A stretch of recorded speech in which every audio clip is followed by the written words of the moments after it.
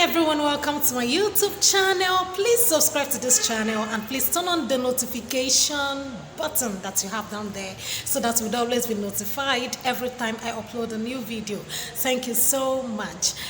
In this video, I'll be talking about the strategies for dealing with problematic students' behavior. If you have not seen the videos I uploaded previously, please search for them on my page. I have talked about the different types of problematic students behavior that we have, and I have talked about the causes of these problematic students behavior. If you search my page, you will be able to find them there. Well, in this video, as I said earlier, I will be talking about the strategies that a teacher could use to deal with problematic students' behavior. The first one I'll be talking about is that a teacher needs to define his or her expectation at the outset. You know, the first day you enter a particular classroom as their teacher, or as the teacher of a particular subject, you need to let them know your expectations from them. You need to define your expectations, because once you do not do this, oh my God, may you not feel so sorry for yourself later. So it is very, very important to define your expectations at the outset. And what are the things that you need to do at this level? Well, you need to let them know how you want them to behave in your class. You need to let them know how you want them to behave in your class. For example, if they need to leave the classroom, they need to seek permission from you. If they need to talk in the classroom, they need to raise their hands and they need to ask you whatever they need or they want to say directly. Or if they need to talk to their colleagues, they need to seek permission from you. These are the kinds of behavior that you need to define to them. You let them know that this is what you want, that is what you want. Oh, you don't like this, you don't like that.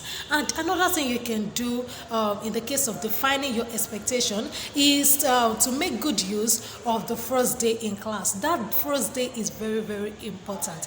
Please, on the first day in classroom, you need to let them know their do's and their don'ts. You need to let them know that you don't like this, you don't like that. You need to give them rules and regulations. They are very, very important on your first day in class. Another one is that you need to highlight your policies. Yes, you need to state your policies clearly. Let them know that this teacher does not like this, and let them know that this teacher does not condone this. You know, it would be so bad of you as a teacher to let students just roam in your classroom, to move from one desk to another when you are teaching, or you allow them to leave your class anyhow or enter your classroom anyhow. If you do not caution them as early as possible, it would get out of hand, and you may later not be able to control them again. Now, the second one I'll be talking about, the second strategy, is that you need to decrease anonymity. You really need to do that. You need to know your students by names. You need to know their names, the name of each student in the classroom. It would not be good of you to just enter the class, and when you want to address them, you just talk.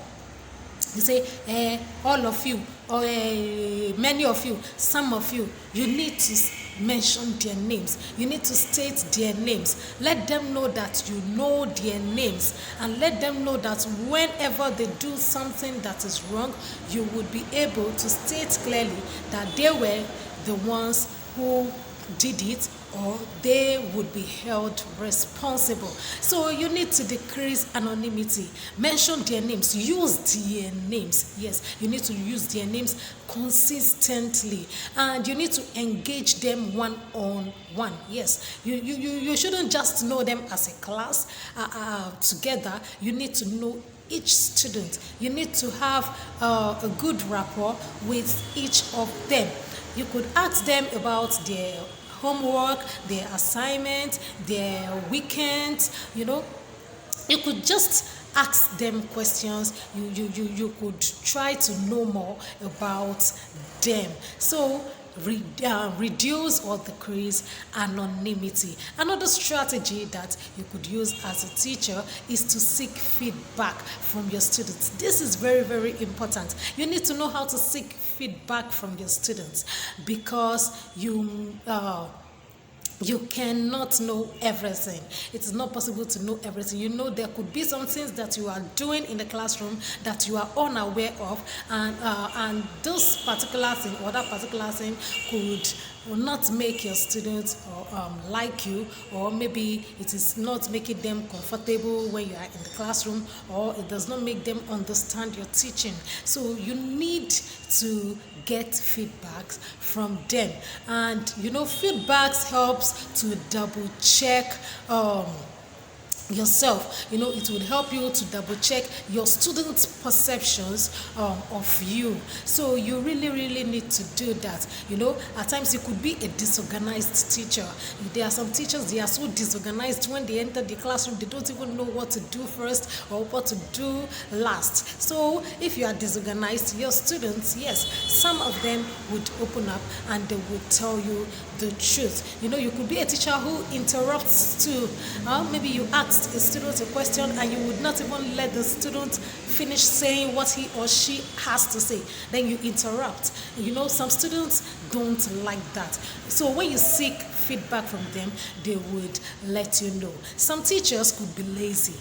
If you are lazy, your students will tell you. Yes, if you are lazy, your students, if you don't know how to explain to, if you are not good at explaining maybe some topics or if your subjects generally, your students would let you know, and this would help you work on yourself. And if you usually come late to class, your students too would tell you. They would tell you. So these are the strategies that a teacher could use. Another one that I will be talking about, and which is the last one, is encourage active learning. Encourage active learning. This helps students to prepare ahead of the classroom, and they would be happy that you are engaging them in the classroom. Students like to participate in the teaching and the learning process. So it is very, very important that you encourage active learning, because this would make or help all your students to participate, and it would make them learn better. Please remember to subscribe to this channel, like this video. Don't forget to share this video too. Thank you so much.